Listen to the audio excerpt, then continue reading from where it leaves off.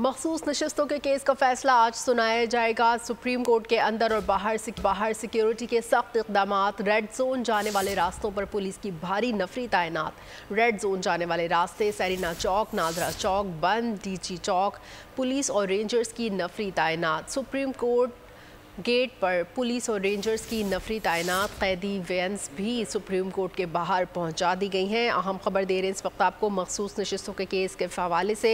मखसूस नशस्तों के केस का फैसला आज सुनाया जाएगा। सुप्रीम कोर्ट के अंदर और बाहर सिक्योरिटी के सख्त इकदाम कर दिए गए हैं। रेड जोन जाने वाले रास्तों पर पुलिस की भारी नफरी तैनात कर दी गई है। रेड जोन जाने वाले रास्ते सरीना चौक, नादरा चौक बंद कर दिया गया है। डीजी चौक में पुलिस और रेंजर्स की नफरी तैनात कर दी गई है। सुप्रीम कोर्ट गेट पर पुलिस और रेंजर्स की नफरी तैनात कर दी गई है, जबकि कैदी वैन्स भी सुप्रीम कोर्ट के बाहर पहुंचा दी गई हैं। मखसूस नशस्तों के केस का फैसला आज सुनाया जाएगा। सुप्रीम कोर्ट के अंदर और बाहर सिक्योरिटी के सख्त इकदाम कर लिए गए। रेड जोन जाने वाले रास्तों पर पुलिस की भारी नफरी तैनात कर दी गई। रेड जोन जाने वाले रास्ते सरीना चौक, नादरा चौक बंद। मज़ीद तफसीलात जान लेंगे बोल न्यूज़ के नुमाइंदे जुल्करनैन इकबाल जो कि सुप्रीम कोर्ट के बाहर मौजूद हैं, उनसे मज़ीद जान लेते हैं। जी जुल्करनैन, बताइएगा सिक्योरिटी के कैसे इंतजाम दिख रहे हैं? देखिए, इंतहाई सख्त इंतजाम सिक्योरिटी के रेड जोन में किए गए हैं। एक तो अज़रबैजान के जो सदर हैं उनकी वजह से, दूसरा जो ये अहम तरीन फैसला सियासी नौयत का फैसला है, क्योंकि ये सियासी मुकदमा है बुनियादी तौर पर, जिसमें आइन की तशरीह और कानून का कुछ मामला इन्वॉल्व थे।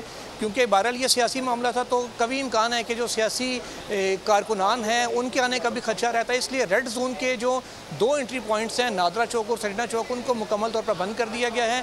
सिर्फ जो डी चौक का इलाका है वहाँ से और मारगला रोड से दाखिले की इजाज़त दी जा रही, जहाँ पर भी पुलिस की भारी नफरी को तैनात किया गया है ताकि कोई भी गैर मुतल्लका शख्स सुप्रीम कोर्ट की जानिब ना आ सके। इसके अलावा अगर हम शारह दस्तूर की और सुप्रीम कोर्ट की बात करें तो डी चौक में एक और सुप्रीम कोर्ट में पार्किंग में दो प्रिजन वैन्स भी यहाँ पर ला के खड़ी कर दी गई हैं इस्लामाबाद पुलिस की जानिब से। भारी नफरी सुप्रीम कोर्ट के अंदर और बाहर भी तैनात है ताकि किसी भी किस्म के नाखुशगवार वाक़े से निपटा जा सके। 12 बजे सुप्रीम कोर्ट ऑफ पाकिस्तान ने अपना फैसला सुनाना है और उससे पहले ही यकीनन जो सुन्नी इत्तेहाद काउंसिल के और PTI के सियासी लीडर्स हैं, उनके अरकान असम्बली हैं, उनके वकला हैं और उनके जो कारकुनान हैं जो हर बार कुछ ना कुछ मुख्तलिफ आने की कोशिश करते थे, इस बार आज क्योंकि फ़ैसला आना है और वो जिस किस्म की हम सोशल मीडिया पे चीज़ें PTI की जानिब से देख रहे हैं, जितने वो होपफुल हैं कि शायद वो आज मुकदमा जीत जाएंगे। बहरहाल फैसला तो अदालत नहीं करना है कि फैसला आएगा तो पता चलेगा किसकी हक में आ रहा है।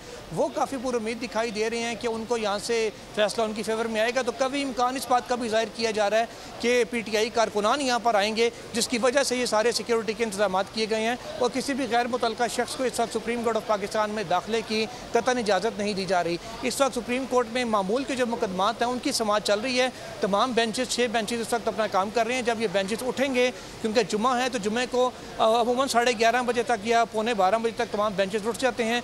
जब ये मामूल के बेंचेस की समाअत ख़त्म होगी उसके बाद 12 बजे का वक्त मुकर्रर किया गया है मखसूस नशस्तों के फैसले के लिए। 12 बजे फिर तमाम उस बेंच के जो फुल कोर्ट के 13 जजेस से वो आएंगे और आकर बैठेंगे और जो फैसला जिस नतीजे पर वो पहुँचे हैं 6 समातों के बाद वो उस नतीजे से बराह रास्त आगाह करेंगे और ये सुप्रीम कोर्ट का जो YouTube चैनल है और जो सुप्रीम कोर्ट की वेबसाइट है उस पर ये अदालती फ़ैसला सुनाया जाना भी बराह रास्त नशर किया जाएगा।